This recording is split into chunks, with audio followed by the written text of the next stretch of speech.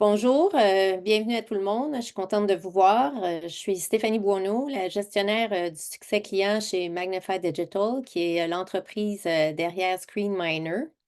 Si vous êtes curieux de savoir comment l'intelligence artificielle peut contribuer au succès de votre film, de votre émission de télévision ou de votre contenu web, ben, vous êtes au bon endroit aujourd'hui parce que je vais vous dévoiler la solution d'automatisation de ScreenMiner et on va aussi parler des meilleurs outils de l'intelligence artificielle pour développer un auditoire lors du webinaire, du 9e webinaire de notre série mensuelle 30 minutes avec ScreenMiner.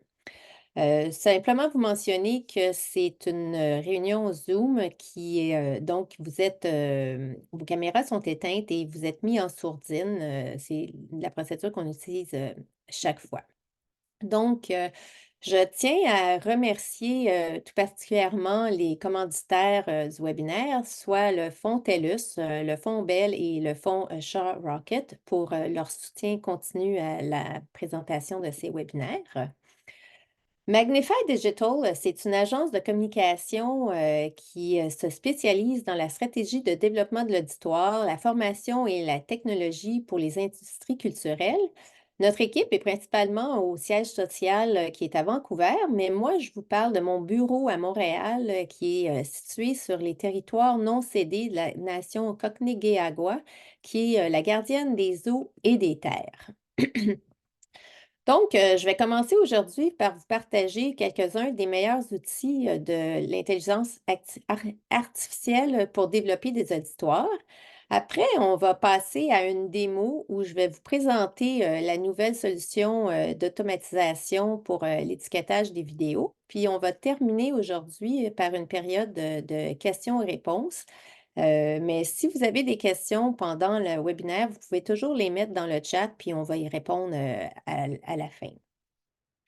Donc, maintenant, on va passer en revue quelques-uns des outils de l'intelligence artificielle qui vont vous aider à créer du contenu marketing pour vos films et vos émissions de télévision ou votre contenu web.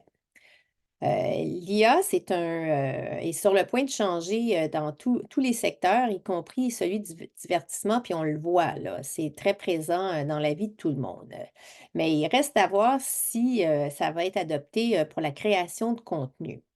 L'utilisation de l'IA dans la rédaction de scénarios, puis de la création de contenu, ça suscite des inquiétudes puis des débats, puis on l'a vu au travers des nouvelles, qu'est-ce qui est arrivé. Mais aujourd'hui, on va se pencher plutôt sur les outils qui peuvent nous aider à améliorer l'efficacité puis des efforts marketing, puis pas pour remplacer la créativité, mais plutôt pour l'amplifier. Donc, partout, on parle d'IA, ça l'égale de l'efficacité. Puis, partout, les équipes de production, ils semblent essayer de faire plus avec moins. Puis, les outils d'IA, ils peuvent agir comme des accélérateurs pour permettre de réduire les délais puis d'automatiser les tâches répétitives afin que vous, les producteurs, ben, vous puissiez récupérer du temps que vous allez consacrer à d'autres aspects du processus de création puis de production. De plus, les processus, quand ils sont rationalisés, ben, ils peuvent faire économiser de précieuses ressources. L'IA aussi, bien qu'on suggère pas de confier la création continue de contenu à des repos, il y a des outils d'intelligence artificielle qui peuvent aider à faire, jaillir la créativité, là. On voit ça souvent, là, puis ça nous aide d'utiliser certains outils, parce qu'ils peuvent rapidement, générer, des suggestions puis des idées fraîches, qu'on n'aurait pas nécessairement eues et qui peuvent nous faire voir d'autres choses. Ça nous donne aussi parfois des exemples ou des façons d'encadrer un contenu qui peuvent, stimuler la créativité ou simplement aider à passer plus rapidement à l'étape de l'idéalisation du projet. Hem, le maintien, d'une identité aussi de marque, cohésive, ça exige une cohérence entre tous les points de contact, du contenu. Puis les outils de création de contenu, par, l'intelligence artificielle, ils peuvent être utiles pour garantir l'uniformité, du ton puis du style de votre matériel de marketing. La cohérence, ça renforce non seulement l'identité de la marque, mais aussi la reconnaissance puis la confiance, du public. Le premier outil d'intelligence artificielle qu'on va examiner aujourd'hui, c'est ChatGPT. C'est un chatbot de traitement de langage naturel ou un NPL qu'on dit en anglais, qui est désormais synonyme de recherche en intelligence artificielle, de générateur de contenu, sans parler que les étudiants, et je le sais parce que j'en ai deux à la maison, l'utilisent beaucoup pour la dissertation qu'ils ont à écrire. Ça les aide et ils adorent ça. C'est un outil aussi qui peut créer, un dialogue conversationnel semblable à celui d'un humain. Ça répond à des questions et ça peut composer aussi divers, contenus écrits, notamment ça peut écrire des articles, des messages pour les réseaux sociaux, des essais, des codes, puis des courriels. C'est assez incroyable ce qu'on peut faire avec ça. Donc, l'outil, il peut être utilisé pour des séances de brainstorming, pour résumer du contenu, pour créer du contenu de courriel convaincant. Il peut aussi utiliser pour du matériel existant qu'on a, puis pour faire de la relecture. On peut utiliser tout ça, tout ChatGPT pour toutes ces activités-là. Donc, si on veut générer des légendes puis des publicités pour les médias sociaux, affiner un contenu d'un site web, définir des blogs, des titres, des métadescriptions, ben, chat GPT, ça peut couvrir, donc on voit là qu'avec tout ça, ça peut couvrir un large éventail de points qui peuvent être problématiques lorsqu'il s'agit de générer un contenu marketing. C'est vraiment un outil qu'on peut utiliser pour nous supporter, puis pour nous aider à développer autre chose. Ici, on va parler des prompts de ChatGPT. Les prompts, c'est comme des invites ou des instructions, là. Il y a plusieurs mots, mais on le voit beaucoup en français, le mot prompt, là. Je sais que ce n'est pas le mot français, mais c'est utilisé. Donc, l'efficacité de ChatGPT, elle se résume en fait à la qualité de l'entrée ou du prompt ou de l'instruction qu'on va y donner pour commencer. On dit vraiment, si on donne une bonne instruction pour commencer, ben, on va avoir un bon résultat. Parce que la façon que ça fonctionne, ChatGPT, ben, ça prédit simplement les mots suivants dans une phrase sur la base des instructions qu'on lui donne. Donc, le message ou les mots qu'on fournit, ils ont de l'importance, là. C'est, la clé de la création du message de l'intelligence artificielle efficace, c'est de définir clairement l'objectif du message. Donc, il faut identifier notre public cible, spécifier les détails du contenu, suggérer des mots-clés ou des hashtags pour la visibilité, exprimer les préférences de ton puis de style, puis aussi incorporer des directives de marque, le cas échéant, puis de fournir un appel à l'action avec, des liens ou, des détails pertinents.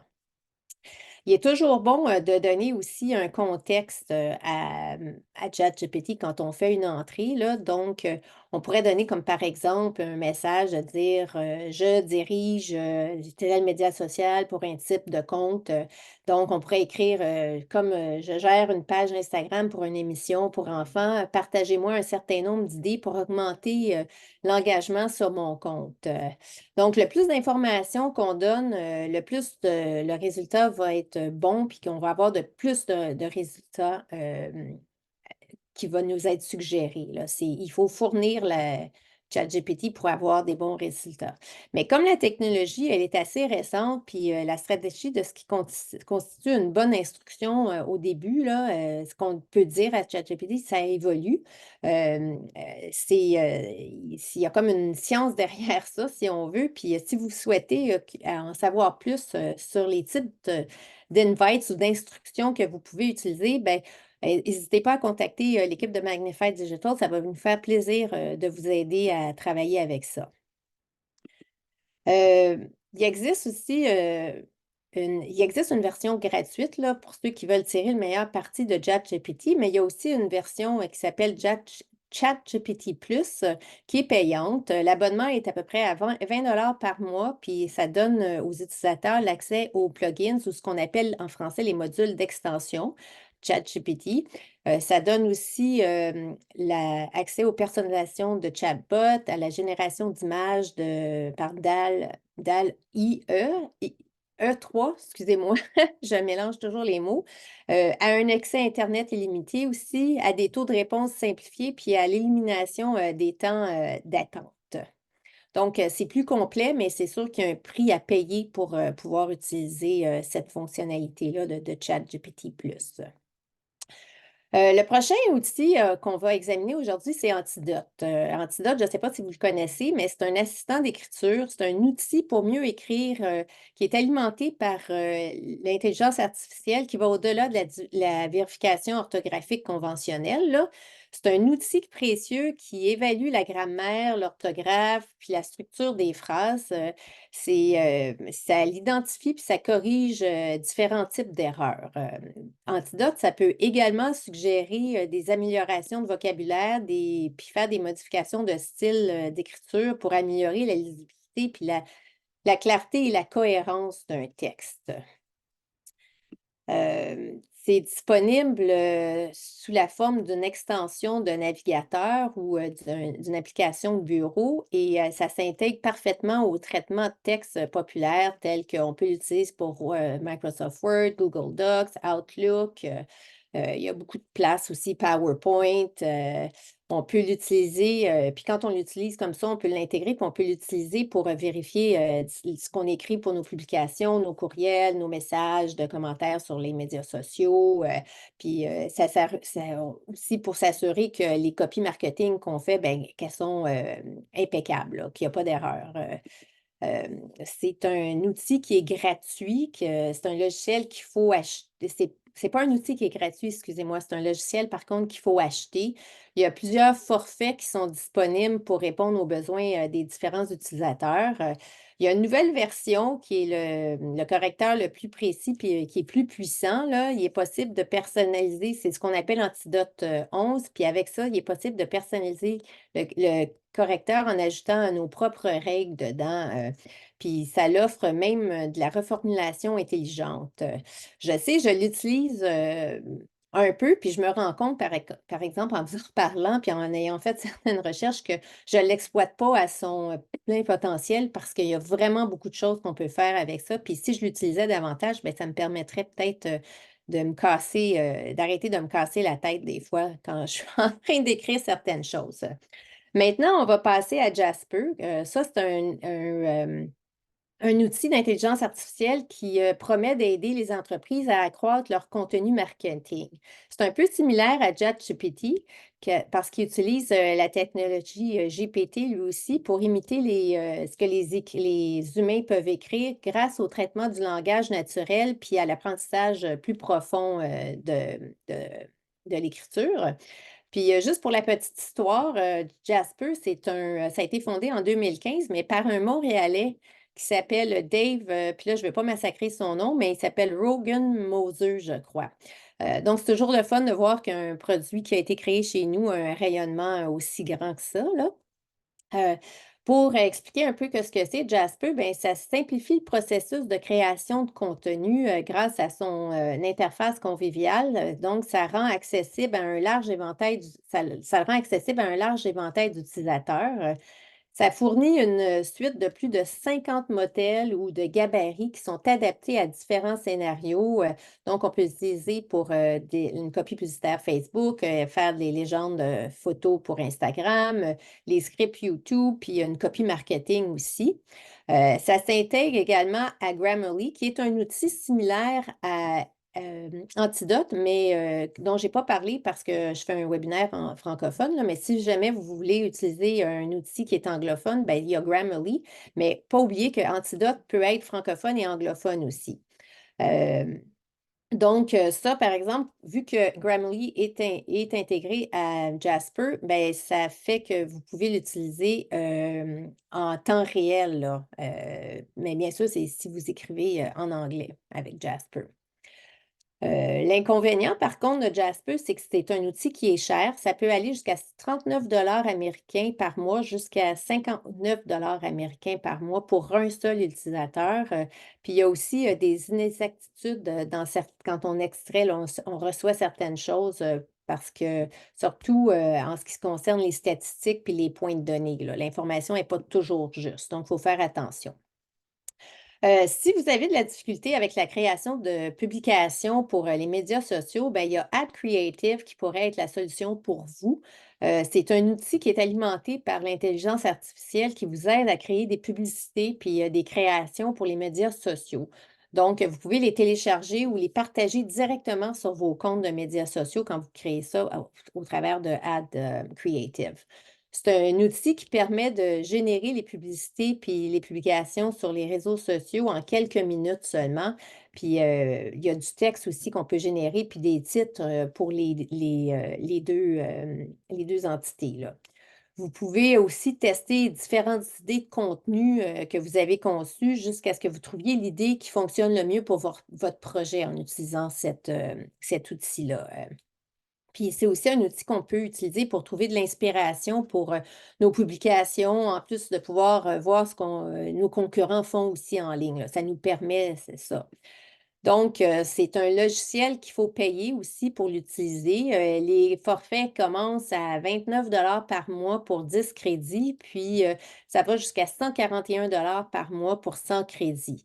Cependant, ils offrent aussi un essai gratuit qui est disponible, qu'on peut utiliser pour explorer la plateforme avant de commettre à prendre un forfait, là, parce que c'est quand même des coûts qui peuvent être importants là, à la fin de l'année. Donc, alors que la plupart des gens qui pensent aux médias sociaux, ils vont souvent penser au contenu marketing, ben, il faut penser aussi qu'on a un site web qui est également un outil de marketing qui est très puissant. Puis, si vous voulez vous assurer qu'il est optimisé pour atteindre le plus grand nombre de personnes possible, on peut utiliser l'outil qui s'appelle Yoast SEO, Yoast SEO qui rentre en jeu. Je m'excuse, le nom, là, je le massacre un petit peu. Cet outil-là, c'est un outil, c'est un puissant plugin ou un module d'extension qu'on appelle en français pour WordPress, qui aide les utilisateurs à s'assurer que le contenu est optimisé pour les moteurs de recherche. C'est-à-dire que le plugin ou le module d'extension, là, ça fournit des outils pour aider à améliorer les éléments tels que les métadescriptions, les titres, les mots-clés, la lisibilité, puis la structure d'un contenu, là. C'est un outil qui est très intéressant pour ça. Euh, L'une des fonctionnalités les plus puissantes du plugin, c'est la possibilité de créer et d'analyser, excusez-moi, automatiquement le plan de site XML.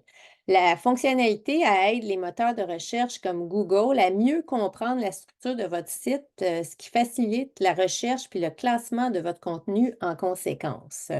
Donc, c'est un outil très intéressant à utiliser.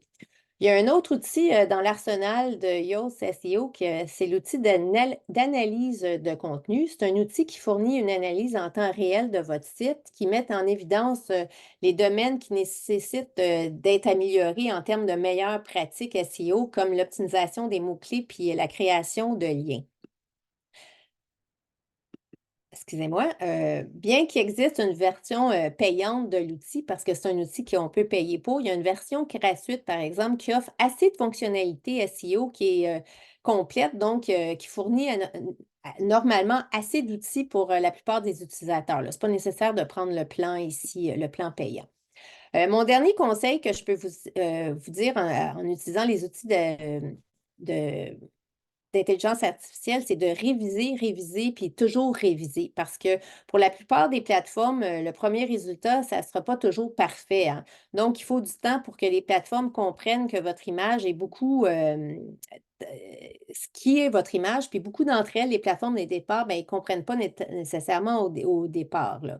Donc, si vous utilisez la version gratuite de ChatGPT, ben, à moins que vous lui fournissiez des informations à jour, ben, elle va aller extraire des informations qui sont vieilles de 2022 pour les données. Donc, leurs données ne sont pas toujours à jour.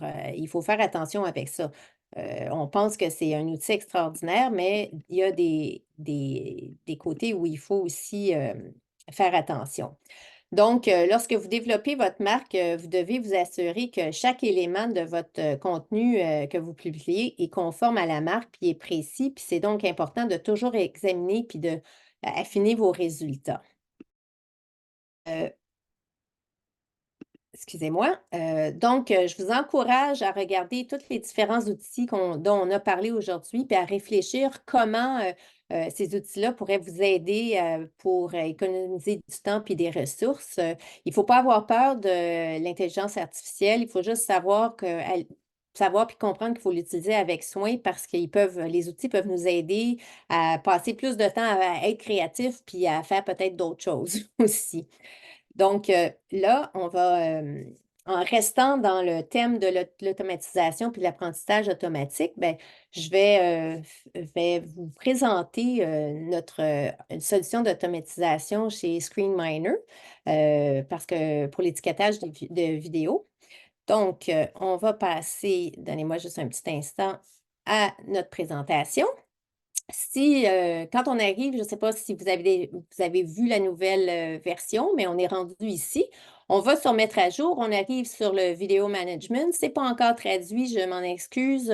Ça s'en vient, mais comme tout se passe très vite, il y a beaucoup de choses qu'on n'a pas le temps de faire. Mais ça vous donne, on voit une nouvelle fenêtre ici où on voit des fits. On est capable de voir toutes nos vidéos. On peut voir qu'ils sont classés, ça serait par primaire, complémentaire, exclu, puis non catégorisés. Dans le non catégorisé, c'est là qu'on reçoit tous les vidéos qui sont nouveaux dans la plateforme, là. Donc, il faut toujours aller les étiqueter et c'est là où on rentre avec l'automatisation.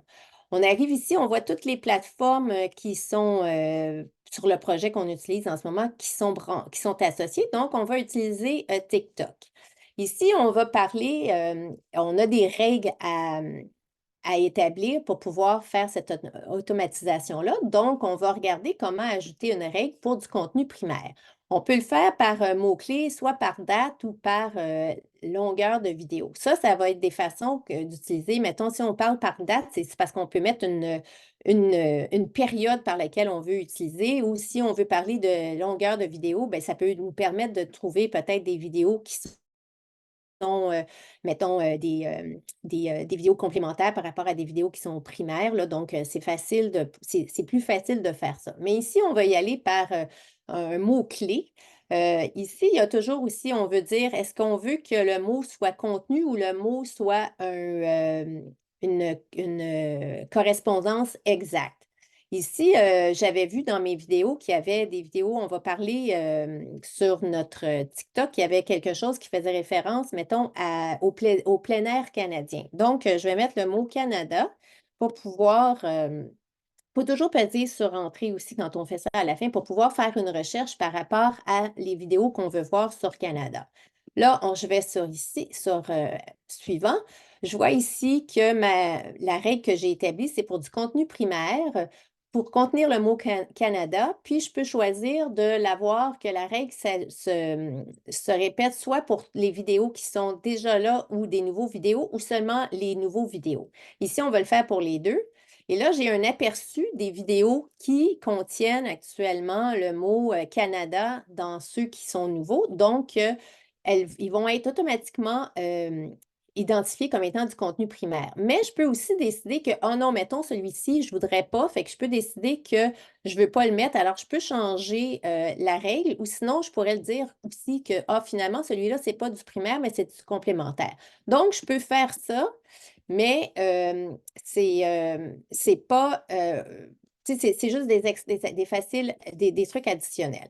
Il y a aussi la possibilité, qu'est-ce que j'avais remarqué aussi, c'est que dans mes vidéos ici, j'ai des trucs qui se rapportent pas. Donc, c'est des vidéos qui devraient être exclues de mon auditoire. Et comment je fais ça? Bien, je vais vous le montrer. J'ai vu qu'il y avait des vidéos qui étaient sur YouTube qui ne se rapportaient pas. Donc, je vais aller dans la section exclure du contenu, puis je vais rajouter une règle. Là, je vais le mettre encore avec un mot-clé. Et pour du contenu exclu, bien, il y a une façon, on peut choisir trois choses. On peut dire soit que ça contient le mot, soit que ça ne le contient pas, ou bien que ça soit une correspondance exacte. Non contenu, c'est pour faire, des fois, si on veut faire comme une recherche inverse de ce qu'on cherche, là. Donc, c'est la façon. Puis dans mes vidéos sur YouTube, ben, j'avais vu qu'il y avait une personne qui s'appelait Aaron, je pèse sur Enter, et qui jouait du piano, puis ça ne fait pas partie de mon projet. Donc, j'écris ma règle, Je vois ici que ça apparaît. Je vois que c'est pour du contenu à exclure. C'est effectivement par rapport à Aaron puis Piano. C'est comme tout à l'heure, je veux que ça soit pour les nouveaux vidéos et les anciens. J'applique la règle, puis là, je vois qu'il y a tous ces vidéos-là qui sont à peu près, mettons, je ne sais pas, là, je pense qu'il y en a 10, qui n'ont pas besoin d'être dans mon projet parce qu'ils ne se rapportent pas à mon projet. Donc, c'est une façon vraiment plus facile de faire l'étiquetage comme on faisait. Il y a aussi d'autres choses qui s'en viennent dans le futur, puis c'est ce que je vais vous présenter la prochaine fois parce qu'on va être capable, si vous êtes intéressé à savoir, mettons, c'est quel producteur ou c'est quel acteur qui génère des vidéos, puis comment ça fonctionne, ben, c'est des choses qu'on va voir dans le prochain vidéo. Pas le prochain vidéo, mais le prochain webinaire.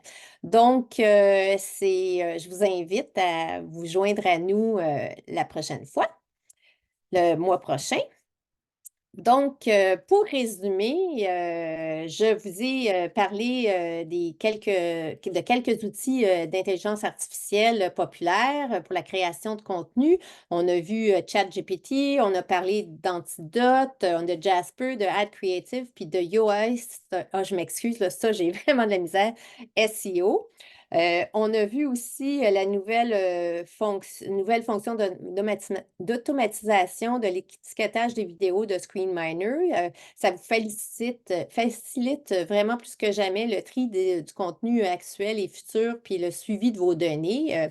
On a vu que les utilisateurs peuvent créer des règles complètes aussi concernant les mots-clés, la durée des vidéos, puis les dates de publication. Puis en fin de compte, ce qu'on regarde, c'est que l'intelligence artificielle puis l'automatisation, ça ne se limite pas à l'organisation des vidéos. Là, il s'agit de donner des moyens d'atteindre un auditoire qui est plus large, d'accroître l'engagement, puis de garder une longueur d'avance dans le jeu du contenu pour vous. Bon, ben, c'est terminé. Si vous ne l'avez pas encore fait, je vous invite à poser vos questions dans le Q&A, là, puis je vais prendre quelques minutes pour y répondre. Si j'ai besoin d'aide, ben, je vais demander à Laura. Alors, je ne sais pas si vous avez des questions.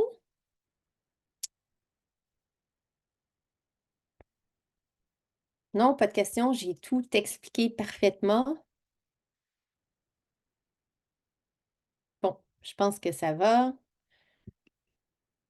Euh, Ce qui s'en vient, ben, je vous demande, comme je vous l'ai mentionné tout à l'heure, je vous demande de rester à l'affût parce qu'on va annoncer bientôt le sujet dont on va parler lors de notre prochain webinaire. Encore une fois, je dis un grand merci aux commanditaires, que ce soit le Fonds Bell, le Fonds TELUS, puis le Fonds Shaw Rocket pour leur support à nos webinaires, à la création de nos webinaires. Et sur ça, ben, je vous dis merci d'avoir participé à ce webinaire. Puis, j'ai hâte de pouvoir poursuivre la série puis de vous revoir aussi le mois prochain euh, à assister à notre webinaire. Et aussi, je vous mentionne qu'on vous envoie toujours un petit questionnaire à la fin par courriel. Fait qu'on aime toujours ça que les gens prennent le temps de le remplir. Comme ça nous donne de l'information pour comment s'ajuster. Puis si vous avez des commentaires ou des choses que vous aimeriez qu'on discute, bien, envoyez-nous l'information, puis ça va nous faire plaisir. Alors, sur ce, je vous souhaite bonne journée. Merci beaucoup. Bye!